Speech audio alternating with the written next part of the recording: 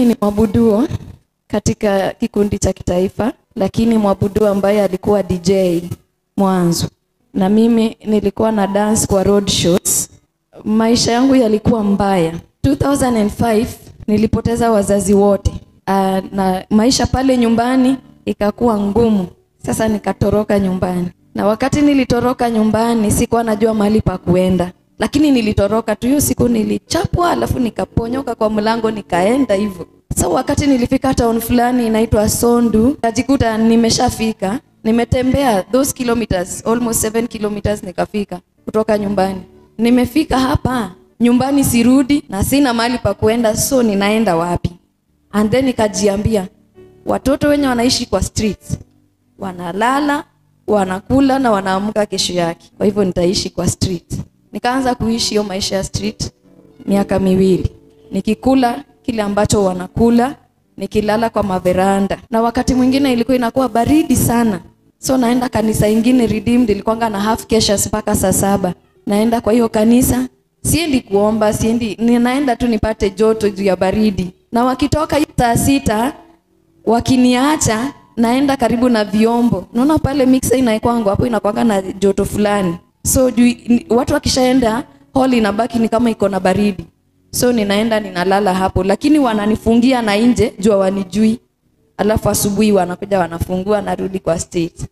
Nilitoroka nyumbani na nguo moja. Na hiyo nguo ndio nilisurvive nayo. Kwa sababu unajua maisha ya street ni ile nisaidie. So mtu akinipea 50 bob, hii 50 nataka kuona vile nitanunua sabuni. Nilikuwa naoganga mtoni River Sondu. Sabuni, nilikuwa nanunua mafuta ingine ilikuwa inaitwa Raise. Ya kitambo ilikuwa inauzwa 12 bob, ndogo hivi. Na hiyo ndio nataka kukula nayo. So najikuta labda nimebaki na 10 bob, na hii 10 bob nataka nikunywe chai na nikule mandazi ni survive. So nilikuwa naendanga kwa hoteli fulani nauliza huyo, nikinunua mandazi utanichomea chai? Ananiambia So nanunua mandazi, chai napewa bure. Nilikuwa naendanga kwa hiyo mto juu ya nguo moja, naoga natoa nguo, nafua kwanza, naanika kwa mawe na keti mtoni. Na ngoja ikikauka sasa ndio naoga, alafu navaa nguo zangu narudi kwa street. Nikaendelea hivyo, pole tu hivyo, nikajikuta nimeingia kwa maisha ya promotion hizi za lines. Nikaanza na Orange. Wakati Orange line iliingia, nikaenda kwa nikaenda kwa Safaricom. Wakati nilifika hapa kwa Safaricom, hapa ndio ilianza kuwa mbaya. Maisha ya promotion si mzuri. Na kulikuwa na hii promotion iliingia, gwaruza hapa 199 pate zawadi, sipopata unapata t-shirt. Sisi ndio tuliintroduce hiyo.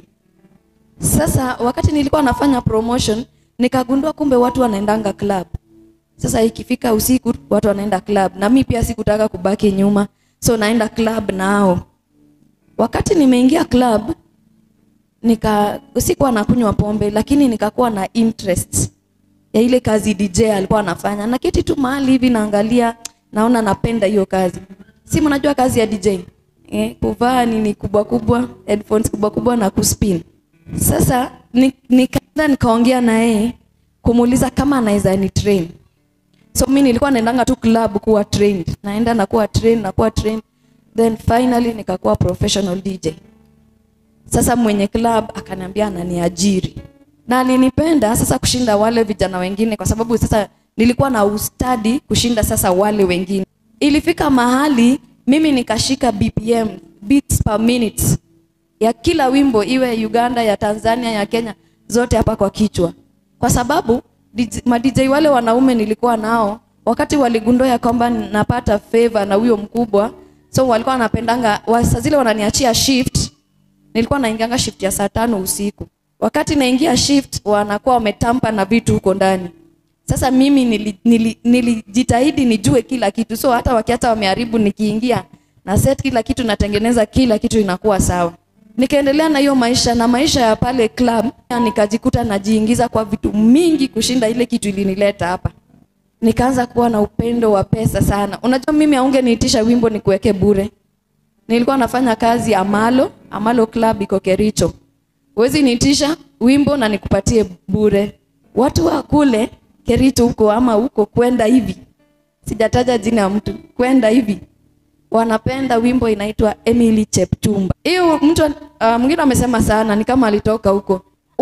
Mtu anakuja tu hivi anasema Emily Chepchumba. Sasa mimi nasema nikuwekee Emily Chepchumba bure. Leta pesa.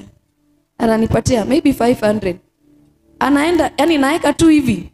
Na unajua sasa akikwambia uweke unaeka hivi na anapinduka aende dance floor. Akipinduka tu hivi na mimi nimeweka ingine. Arudi tena sasa umefanya niambia 500. Ilikuwa ya 1 minute. Kama unataka nikuwekee wimbo, ongeza pesa. Na mtu anaongeza inalingana na mali ulevi wake imemfikisha. Mwingine atakuongezea 2,000, mwingine atakuongezea 1,000. Then ikawa mimi I was the only female DJ in Kenya. Mmoja hivi. Na nilikuwa kila mahali kwa Facebook. Ma DJs kutoka Uganda wanakuja tu. Mwingine amekuja siku mwingine kwa club amekaa kaniangalia akakuja kujintroduce.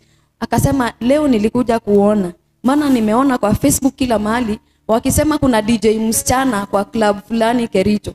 So nilitaka kuona huyo DJ msichana anakaa aje. Huyo mwenye ameingia kwa hii nini ya wanaume, field ya wanaume na anajulikana kila mahali. So akajintroduce akamwambia nilitoka tu Uganda kuja nikuone. Na mimi sikuwa nasalimiwa bure nikiwa kwa club. Nisalimia bure. DJ mwenye tulikuwa tunafanya kazi na yeye na nilikuwa naitwanga Karo, sikuwa naitwa Helen. Na sikutaka mtu ajue jina yangu ndio maana nikachange jina kwa club. Sasa ananiambia Karo, yule mwanaume ameketi pale anataka akusalimie. Anambia bure. Anasema anataka anilipe. Anaenda anaitisha pesa anapewa. Naenda tu hivi salamu na narudi. Anarudi tena Karo huyo mwanaume ana complain. Kwa nini? Ati hata hujamwambia jina, hukuongea. Anamwambia kwa hiyo pesa alitoa. Pia ilikuwa ni ya kusema jina na ya kupeana namba. Aongeze pesa. Mtu anaongeza pesa. Then siku anakuja